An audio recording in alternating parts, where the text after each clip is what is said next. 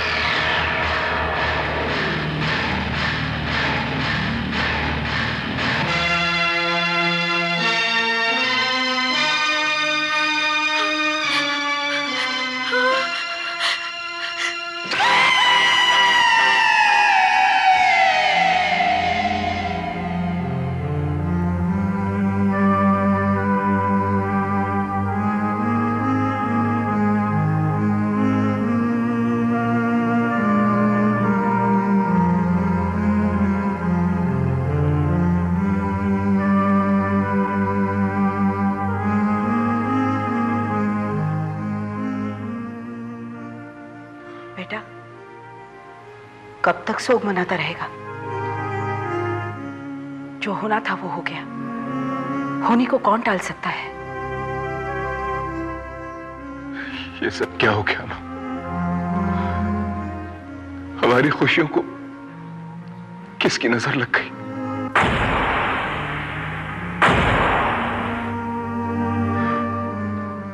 मेरी ज्योति मुझे क्यों छोड़कर चली गई मां? ये तो भगवान की मर्जी है बेटा।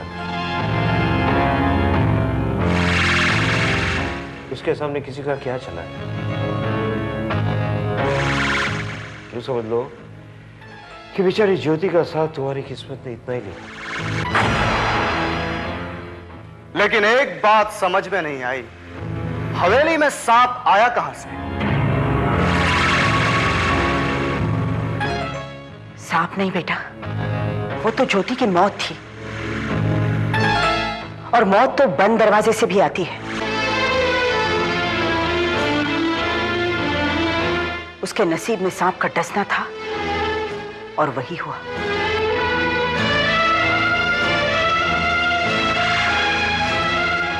नहीं मां,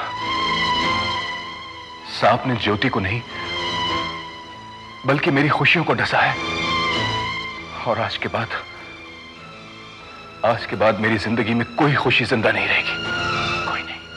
तो क्या तू अपनी खुशियों के लिए अपने माँ को दफन कर देना चाहता है? मां, तू क्या चाहता है कि अपनी गोद में पोते पोतियों को खिलाने का अरमान लेकर ही मैं इस दुनिया से चली जाऊं? तो मैं क्या करूं मां? मैं क्या कर सकता हूं? तू दूसरी शादी कर ले बेटा।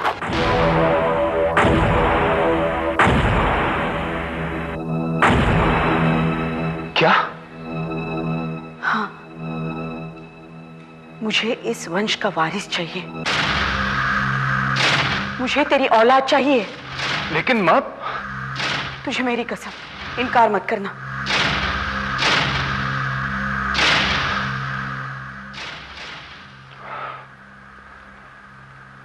ठीक है मां। तू जानती है मैं तेरी कसम कभी भी नहीं टाल सकता। तू जो चाहेगी वही होगा। बस मैं यही चाहती थी और इसीलिए मैंने तेरे लिए लड़की भी देख ली है।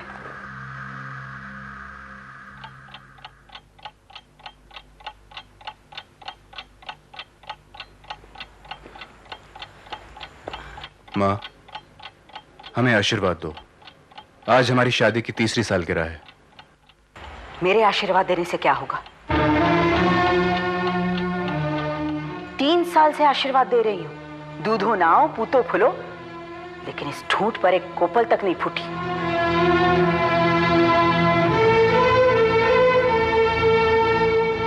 माँ, कम से कम आज के दिन तो ऐसी बातें मत करो। इस खुशी के मौके पर भी। खुशी?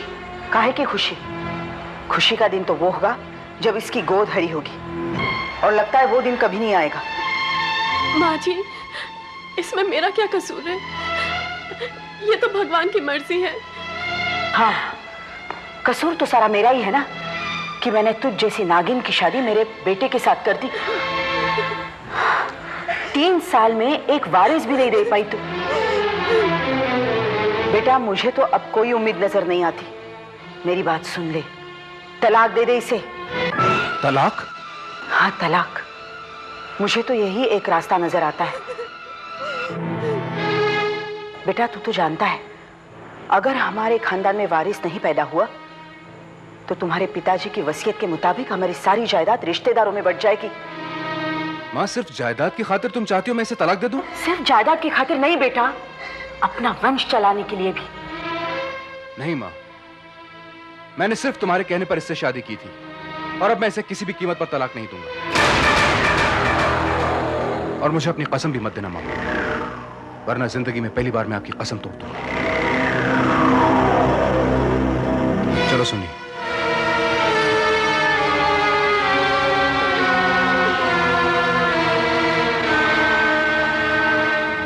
ये तो क्या कह रही है सुनंदा? ऐसे कैसे हो सकता है? हाँ माँ, मैं सच कह रही हूँ। वो श्रीकांत की दूसरी शादी करवाना चाहती है, और अगर श्रीकांत मुझे तलाक नहीं देगा तो वो दूसरा रास्ता अपनाएंगी, और हो सकता है कि वो रास्ता और भी ज्यादा खतरनाक हो। हे भगवान, कैसी औरत है तेरी सास? इसमें उनकी भी क्या गलती है? उन्होंने तो श्रीकांत की शादी कराई इसलिए थी क्योंकि उन्हें एक वारिस चाहिए था। मैं ही उनका सपना पूरा नहीं कर पाई। देख बेटी, मैं तुझे कितनी बार कह चुकी हूँ कि एक बार शहर जाके अपना इलाज करवा ले। पता नहीं क्यों मुझे पूरा यकीन है कि तू जरूर मां बन सकेगी। मैं भी यही चाहती हूँ, लेकिन पता नहीं क्यों श्रीकांत को अपने भाग्य पे बहुत विश्वास है। वो कहते हैं अगर हमारे भाग्य में संतान है तो वो हमें हर हाल में मिलेगी। देख बेटी, भाग्य पर उतना ही भरोसा करना चाहिए जितना कर्म पर। उनको भाग्य पर भरोसा करने दे, पर तू कर्म कर, भगवान तुझे जरूर फल देगा। मिसेस श्रीकांत, मैंने आपकी सब रिपोर्ट्स देखी हैं और आपका केस भी दोबारा स्टडी किया है। दरअसल प्रॉब्लम आप में नहीं है, प्रॉब्लम आपके पति में। वो पिता बनने के योग्य नहीं है। अगर आप एक रास्ता इख्तियार कर लें तो आप मां बन सकती हैं। कैसा रास्ता? देखिए, आज साइंस ने इतनी तरक्की कर ली है कि कुछ भी चमत्कार हो सकता है, और यकीन मानिए ये चमत्कार आपके साथ भी होगा, बशर्ते कि ये काम आप अपने पति की मर्जी से करें। मैं मां बन पाऊंगी, इससे बड़ी खुशी की बात मेरे लिए और क्या हो सकती है? मैं श्रीकांत को एक वारिस दे पाऊंगी। नहीं मिस्टर डिंगरा, आप 11 बजे से पहले वहां पहुंच जाइए। हाँ, मैं खन्ना को लेकर वहां आता हूं। ओके। श्री, तुमने उन पेपर्स पे साइन किए जो मैंने तुम्हें कल दिए थे? 1 मिनट डार्लिंग। हाँ बोलो। मैं बोल रही थी तुमने उन पेपर्स पे साइन किए जो मैंने तुम्हें कल दिए थे? हाँ मिस्टर खन्ना, हाँ मैंने डिंगरा को बुला लिया है, तुम भी वहां पहुंच जाओ। ओके। सॉरी डार्लिंग, वो पेपर्स यहीं पड़े, मैं अभी साइन कर देता हूं।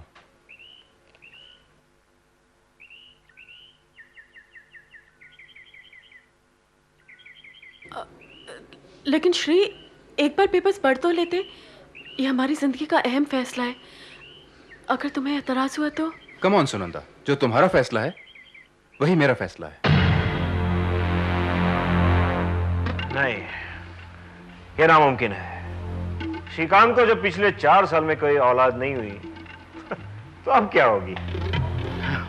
पिताजी, कहीं ऐसा ना हो हम इस यकीन में हाथ पे हाथ धर के बैठे रहे और उधर श्रीकांत की दूसरी बीबी अपनी कोख में हमारी बर्बादी का बीज सींचने लगे। अरे बेटे, तो क्यों फिक्र करता है? जो जमीन जायदाद हमारी है उसे हमसे कोई नहीं छीन सकता। लेकिन पिताजी, मेरा क्या होगा? मैंने जो सपना देखा था इस पूरे जायदाद का इकलौता वारिस होने का, अगर श्रीकांत के घर कोई बच्चा पैदा हो जाता है तो मेरा सपना तो मिट्टी में मिल गया ना। अगर सुनंदा की गोद भरेगी तो पूरे शहर के साथ हमें भी तो पता चलेगा। और अगर हमें पता चल ही गया तो क्या होगा पिताजी?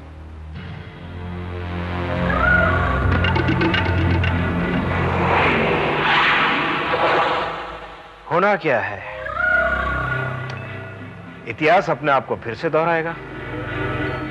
उसकी पहली बीवी की तरह दूसरी बीवी का भी दुर्घटना में भगवान उसकी रक्षा करना।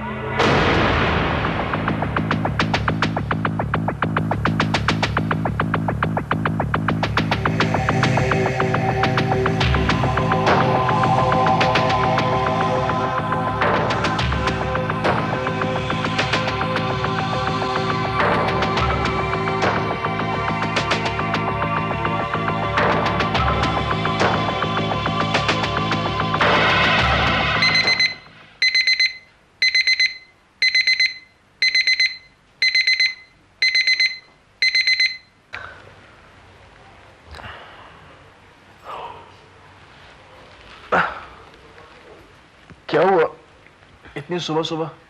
लो, तुम्हें मालूम ही नहीं माँ जी ने नया फरमान जारी किया है कि वो सुबह की पहली चाय मेरे हाथ की पिएंगी। तुम सो जाओ।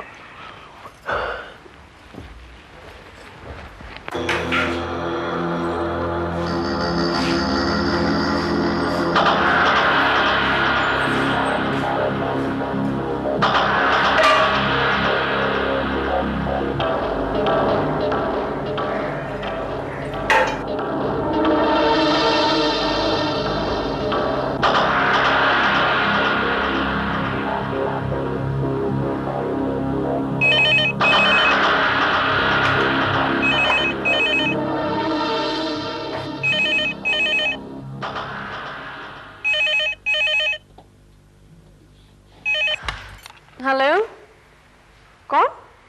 नीतू? कहाँ से बोल रही है? स्टेशन से? वही मैं बोलूं, इतनी सुबह सुबह किसका?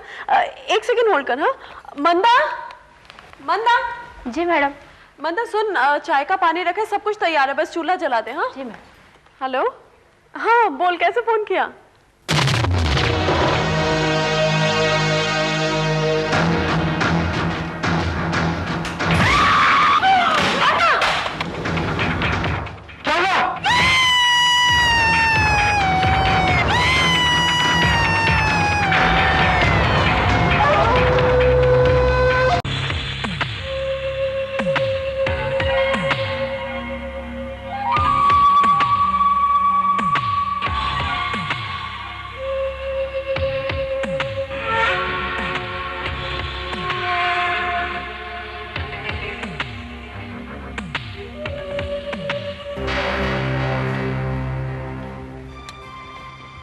बहू, जी माँ जी।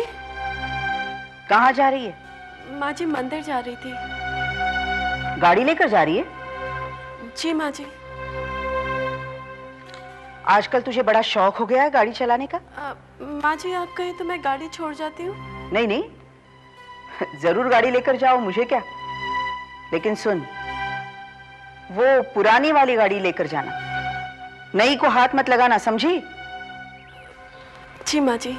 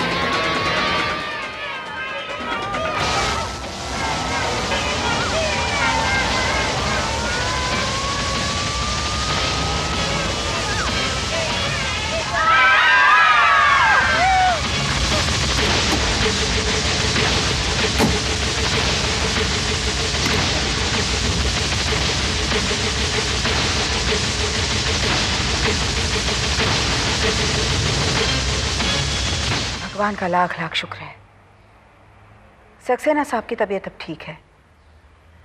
समझ लो कि मौत के मुंह से बाहर आ गए। हाँ, मैं आज ही जाकर उनसे बात करती हूँ। संभल के। अरे क्या हुआ? क्या बात है बहू, तेरी तबीयत तो ठीक है ना? कुछ नहीं, थोड़ा सा नर्वस ब्रेकडाउन हो गया था एक्सीडेंट की वजह से। एक्सीडेंट?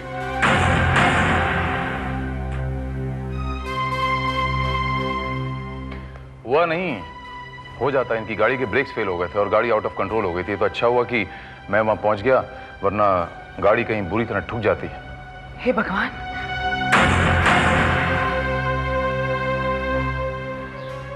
सुनंदा, सुनंदा क्या हुआ? तू ठीक तो है ना? बेटा, तुम जो भी कोई हो, हमारे लिए भगवान का रूप हो। तुमने हमारी बहू को बचाकर हम पर जो एहसान किए हैं। नहीं माँ जी, इसमें एहसान की क्या बात है? ये तो मेरा फर्ज था। क्या हुआ माँ?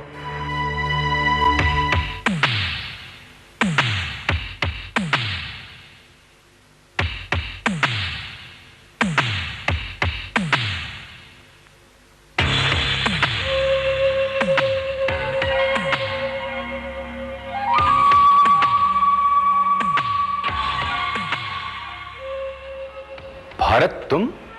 माय गॉड श्रीकांत, तू? वाकई है, दुनिया इसीलिए कहते हैं ना गोल है। मुझे तो उम्मीद ही नहीं थी कि तू कॉलेज के बाद मुझे कभी मिलेगा। आज अगर ये एक्सीडेंट नहीं होता तो शायद आज भी मुलाकात नहीं होती। एक्सीडेंट? क्या हुआ? पता नहीं कैसे गाड़ी के ब्रेक फेल हो गए और ये गाड़ी संभाल ना सकी। ब्रेक फेल हो गए? हाँ श्रीकांत, आज अगर तुम्हारे दोस्त वक्त पर मेरी मदद के लिए ना आते तो पता नहीं क्या हो जाता। Thanks Bharat, thank you very much. अरे नहीं, दोस्तों में शुक्रिया कैसा?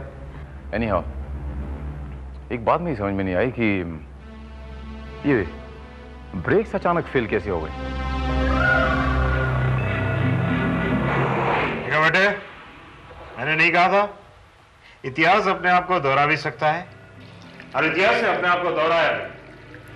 दो हादसे हो गए सुनंदा के साथ, लेकिन कुदरत और किस्मत ने उसका साथ दिया और वो बच गई। पहली बार उसकी तकदीर अच्छी थी कि इंस्पेक्टर भारत वहां आ गया,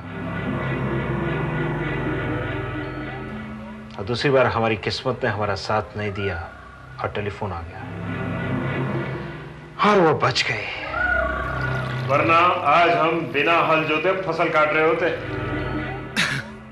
पता नहीं पिताजी, मुझे ऐसा क्यों लगता है, जब से ये इंस्पेक्टर भारत आया है हमारा कोई भी प्लान सक्सेसफुल नहीं हो पा रहा है। अरे वो इंस्पेक्टर है, भगवान थोड़ी। हादसे तो होते ही रहते हैं। सुनंदा, अरे बैठ। तुम्हारे उठने बैठने से यहां कुछ नहीं होने वाला। मैं मंदिर जा रही हूं, कीर्तन के बाद गरीबों में कुछ कपड़े बांटने हैं, इसलिए छुट्टन को भी लेकर जा रही हूं। मुझे आने में देर होगी।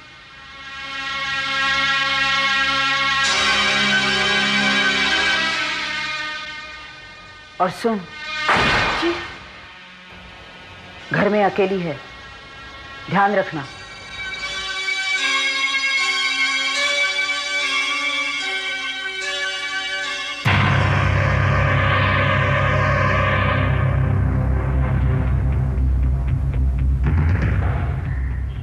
छुट्टन जी मालकिन। चलो।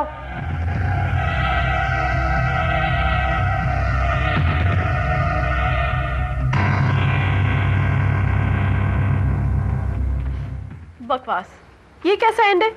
मुजरिम जुर्म करके भाग जाए और कानून को उसका पता भी ना चले? इम्पॉसिबल।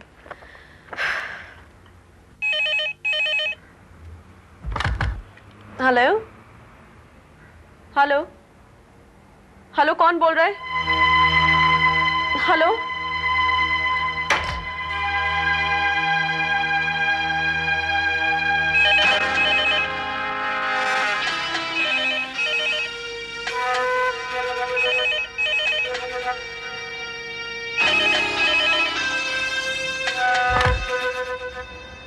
हेलो हेलो, कौन बोल रहा है? हेलो।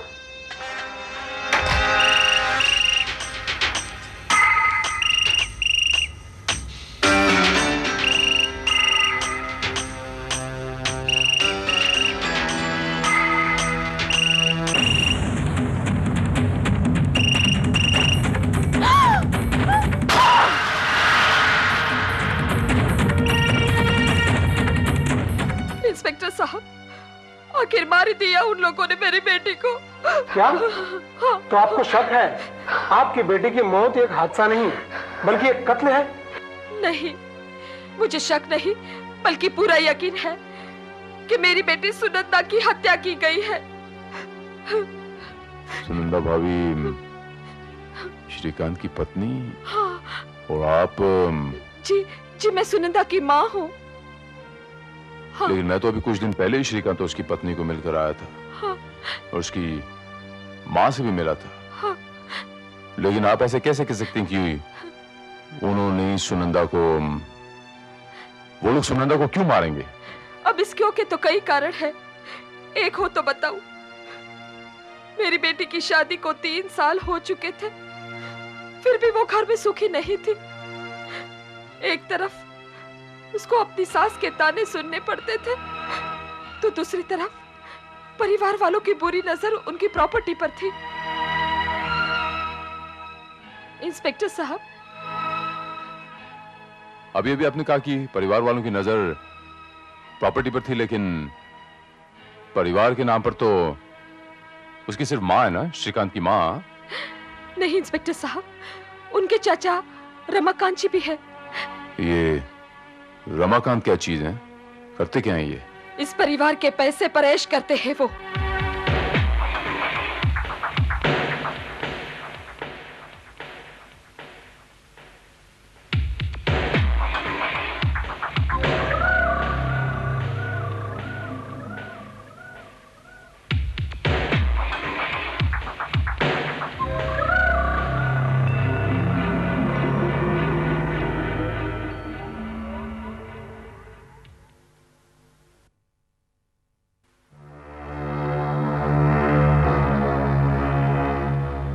बेटा,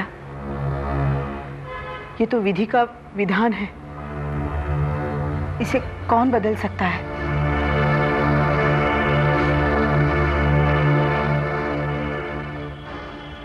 हौसला रखो श्रीकांत, हौसला रखो।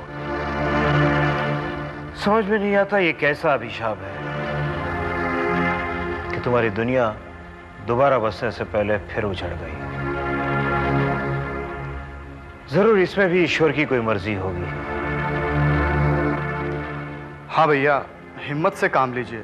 वैसे भी हिम्मत हारने से तो कोई काम नहीं चलेगा। चल बेटा, अब इसे कंधा देने का समय आ गया है। 1 मिनट रुक जाइए।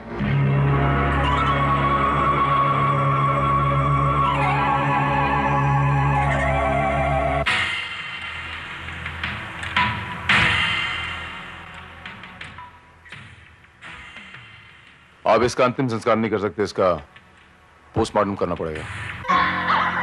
पोस्टमार्टम? ये क्या कह रहा है भरत? मैं ठीक कह रहा हूं श्रीकांत। सुनंदा की मौत ऐसी डाउटफुल कंडीशन में हुई है कि इसका पोस्टमार्टम करना ही पड़ेगा। नहीं नहीं, मैं अपनी बहू की लाश का अनादर नहीं होने दूंगी। माँ जी, लेकिन इसका पोस्टमार्टम करना पड़ेगा because it's a police case. Police case? ये क्या कह रहे हैं आप? इंस्पेक्टर साहब, हमारी सुनंदा बहुत सीरियसली गिरकर मर गई है। ये एक हादसा है, इसमें पुलिस केस कैसा? मिस्टर रमाकांत, मरने वाली औरत की मां ने पुलिस में रिपोर्ट लिखवाई है कि उसकी बेटी की मौत सीढ़ियों से गिरकर नहीं बल्कि उसकी हत्या की गई है। हत्या? सुनंदा की हत्या? क्या कह रहे हैं आप? नहीं, समधन को जरूर कोई गलतफहमी हो गई है। उसकी हत्या नहीं हुई है, हमारा विश्वास करो। माँ जी, मेरे विश्वास करने या न करने से कुछ नहीं होगा। कानून को विश्वास करना होगा, और कानून सिर्फ सबूत पे विश्वास करता है। जब तक ये साबित नहीं हो जाता कि ये वाकई एक हादसा था, तब तक आई एम सॉरी माँ जी। ठीक है, अगर यही बात है इंस्पेक्टर साहब, तो मुझे कोई एतराज नहीं। हो जाने दीजिए सुनंदा का पोस्टमार्टम। थैंक यू श्रीकांत, मुझे आपसे यही उम्मीद थी। कानून की मदद करने का बहुत बहुत शुक्रिया। दारकर, सर। लाश को पोस्टमार्टम के लिए लेके जाओ। Yes sir. तो अब लाश का पोस्टमार्टम होगा, क्यों? इंस्पेक्टर भारत अपने आप को चालाक समझता है। सुनंदा सीढ़ियों से गिरकर मरी है, इसमें अभी पोस्टमार्टम में वो क्या साबित करेगा? आप ठीक कह रहे हैं पिताजी। ये इंस्पेक्टर अपने आप को चालाक नहीं, जरूरत से ज्यादा चालाक समझता है। बताइए, उसने अपने दोस्त तक को नहीं छोड़ा, लाश को पोस्टमार्टम के लिए भिजवा दिया, जो हमारे लिए खतरनाक साबित हो सकता है। अब देखना यह है कि सीढ़ियों से गिरकर मरने को वो कत्ल कैसे साबित कर सकते हैं।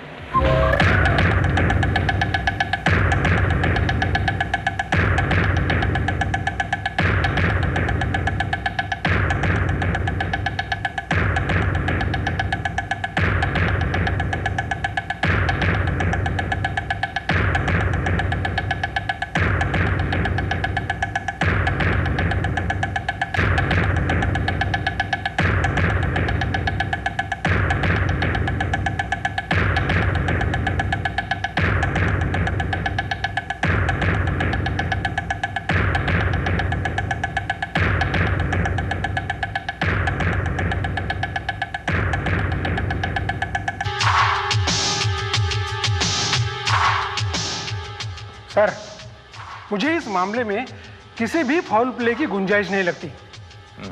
देखिए ये सीढ़ियां, अगर कोई वहां से गिर जाए तो जाहिर है अपनी जान से हाथ धो बैठेगा। लेकिन कोई इन सीढ़ियों से गिरेगा कैसे? वेरी सिंपल सर, मैं करके दिखाता हूं। देखिए सर, यहां से कोई तेजी से सीढ़ियां उतरता हो और उसका पैर फिसल जाए और बाद में वो डिसबैलेंस होकर सीधा वहां जो स्टैचू रखी है ना, वहां जाकर गिरेगा। बस खेल खत्म। इधर आइए, मैं ट्राई करता हूं। कोई अगर यहां से उतर रहा हो और वो बेखबरी में से उतरता हो, यहां से फिसले, यूं गिरेगा। पीठ के बल, ना कि मुंह के बल। मुंह के बल आदमी एक ही सूरत में गिरता है, जब उसका पैर कहीं फंस जाए, और यहां ऐसी कोई चीज है नहीं।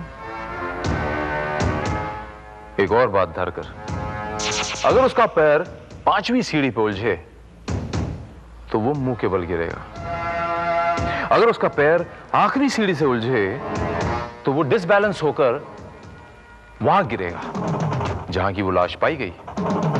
लेकिन अगर यहां उसका पैर फंसे किसी चीज में, तब तो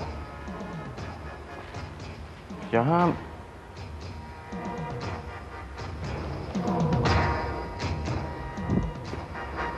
ग्लास,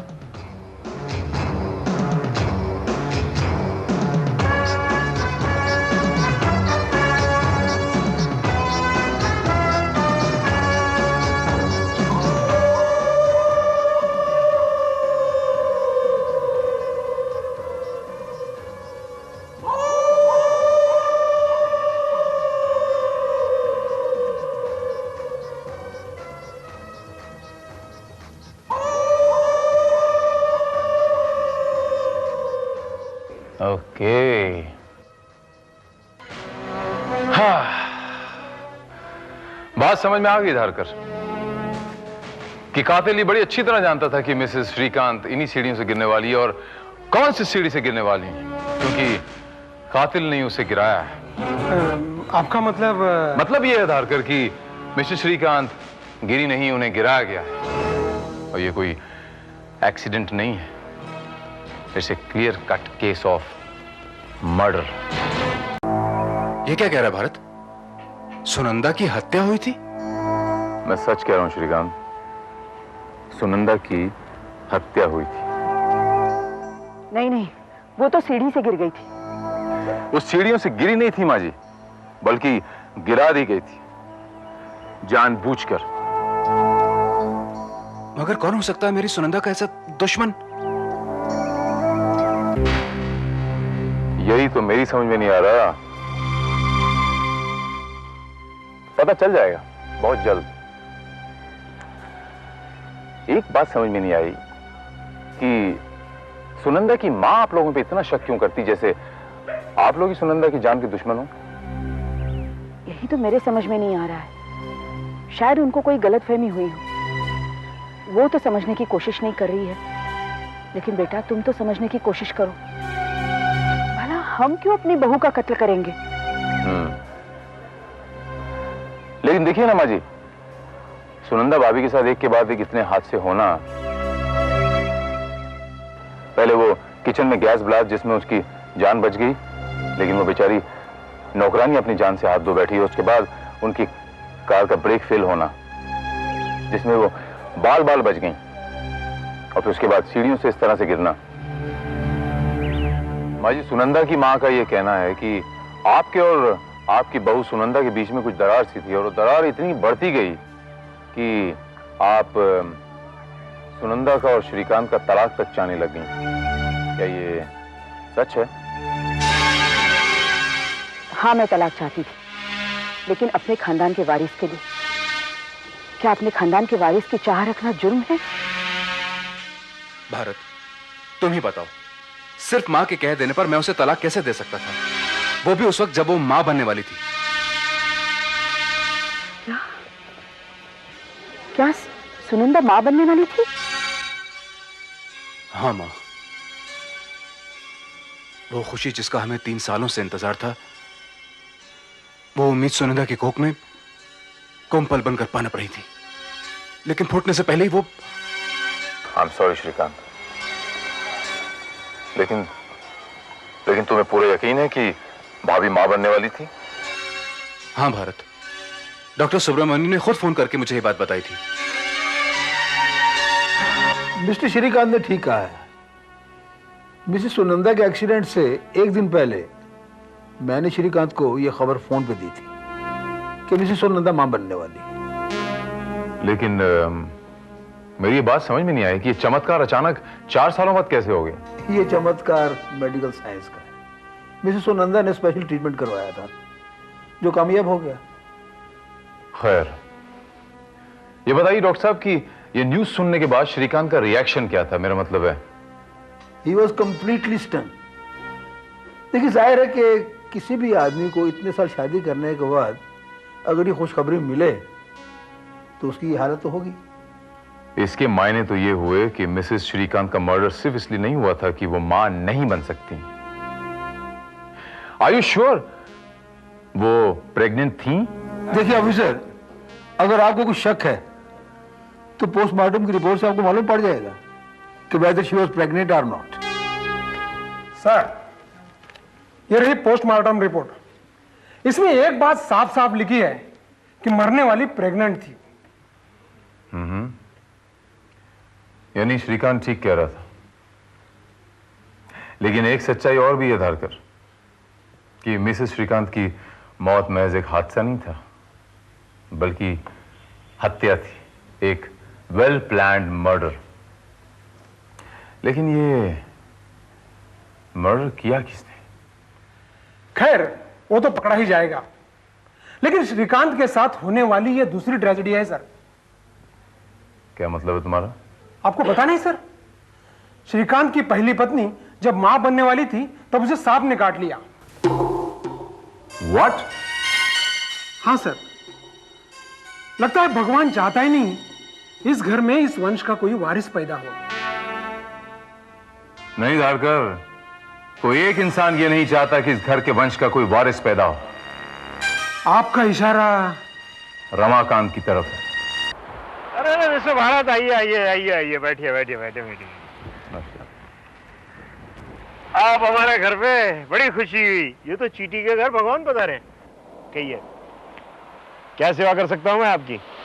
भाई सेवा तो मुझे आपकी करनी है, सरकारी तरीके से, अगर आप मौका दे तो। एक्सक्यूज मी इंस्पेक्टर साहब, मैंने आपके कहने का मतलब नहीं समझा। मैं समझाता हूं आपको। अच्छा एक बात बताइए कि अगर श्रीकांत को संतान होती तो क्या होता? होगा क्या? मेरी भाभी की इच्छा पूरी हो जाएगी, श्रीकांत को बेटा होता और मेरे बेटे को भतीजा मिल जाता। शायद आप थोड़ा सा गलत कह रहे हैं, क्योंकि आपके वकील ने मुझे बताया कि अगर श्रीकांत के संतान होती तो उसके पिताजी की वसीयत के हिसाब से उसकी सारी प्रॉपर्टी का वारिस उसका इकलौता बेटा होता, वरना वो प्रॉपर्टी सारे रिश्तेदारों में बांट दी जाती। आप कहना क्या चाहते हैं इंस्पेक्टर साहब? सीधी सी बात है, इट्स वेरी सिंपल। कोई भी आदमी अपनी तमाम प्रॉपर्टी अपने हाथों से फिसलता हुआ नहीं देख सकता। आपसे भी देखा नहीं कि आपने उसका खून कर दिया। क्या बकवास कर रहे हैं? हमने किसी का खून नहीं किया। हम क्यों किसी का खून करेंगे? क्योंकि आपको पता चल गया था कि आपका सपना मिट्टी में मिलने वाला है, वो मां बनने वाली थी।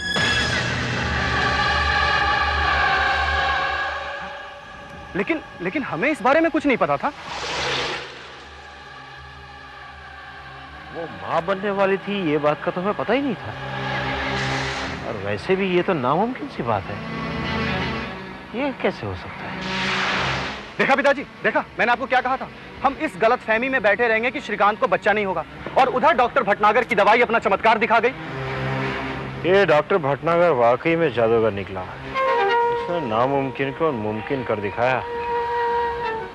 कौन है ये डॉक्टर भटनागर? वही डॉक्टर जिसे श्रीकांत अपना इलाज करवा रहा था अपनी पहली शादी के वक्त से ही। मुझे डॉक्टर भटनागर का पता मिल सकता है?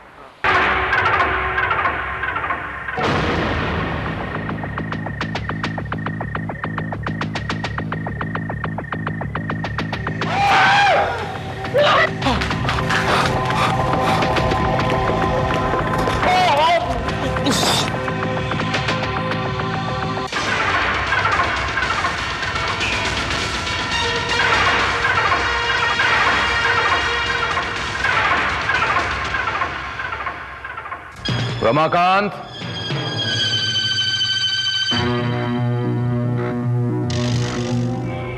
मिस्टर श्रीकांत की दोनों बीवियों की मौत नेचुरल नहीं हुई थी, बल्कि उनकी हत्या की गई थी। पहली को कमरे में सांप छोड़ के मार दिया गया था,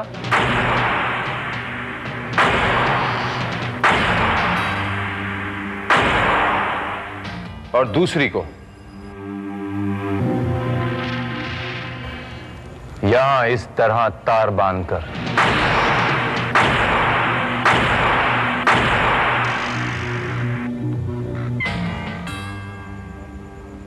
लेकिन गलती से ये कील के निशान यहां पर छूट गए। लेकिन क्या मैं पूछ सकता हूं कि ये सारा नाटक मुझे क्यों दिखाया जा रहा है? वो इसीलिए रमाकांत बाबू कि इस घर की पहली बहू की भी हत्या उसी वक्त हुई थी जब वो मां बनने वाली थी। लेकिन ये कैसे हो सकता है? हमारे घर में सांप कौन छोड़ सकता है? वही जो यहां तार बांध सकता है।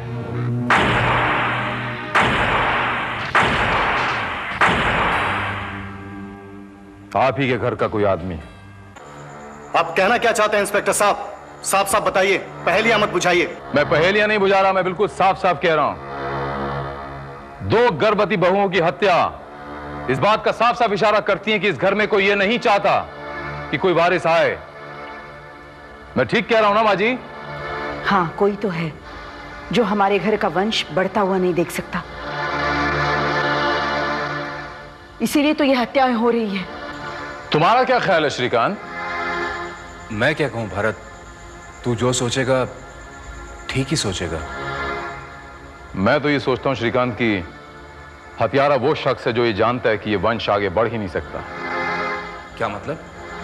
मतलब यह कि इस घर की बहुओं को हमेशा से बांझ कहा जाता था, उन्हें बंजर जमीन भी कहा जाता था। लेकिन डिफेक्ट तुझ में भी तो हो सकता है।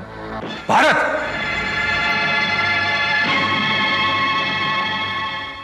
चिल्लाने से सच्चाई छुप नहीं सकती श्रीकांत, और सच्चाई यह है कि तुम अपना वंश आगे बढ़ाने में असमर्थ हो, और इस बात को तुम भली भांति जानते थे। और जब तुम्हें पता चला कि तुम्हारी पत्नी मां बनने वाली है, तो तुमने उस पर शक किया। तुमने ये सोचा कि मेरी पत्नी ने मुझसे बेवफाई की और तुमने उसका खून कर दिया। ये सब झूठ है, बकवास है। इंस्पेक्टर भारत, मैं तुम पर मानहानि का दावा कर दूंगा।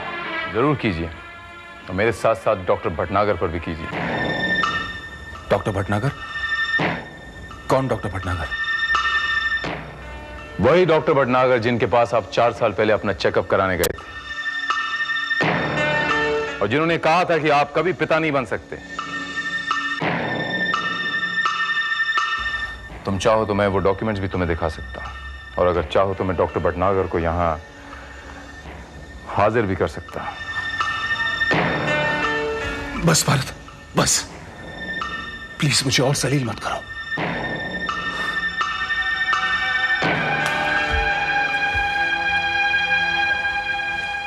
हाँ, मैं मानता हूं मैंने अपनी पत्नी का कत्ल किया है, खून किया मैंने उसका, क्योंकि वो एक बेवफा औरत थी, चरित्रहीन कुल्टा थी। वो पता नहीं किसका पाप मेरे सर मरने जा रही थी। वो मैंने उसे मारकर भारत कोई गुनाह नहीं किया, कोई पाप नहीं किया। नहीं श्रीकांत, गलत कह रहे हो तुम। इससे पहले कि मैं तुम्हें हथकड़ियां लगाऊं, मैं तुम्हें बता देना चाहता हूं कि तुमने एक बहुत बड़ा पाप किया है। तुमने अपनी देवी जैसी पत्नी सुनंदा पर शक किया।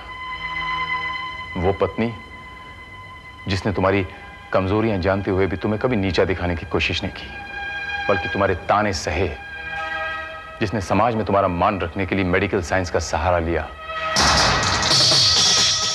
सॉरी डार्लिंग, वो पेपर्स यहीं पड़े, मैं अभी साइन कर देता हूं।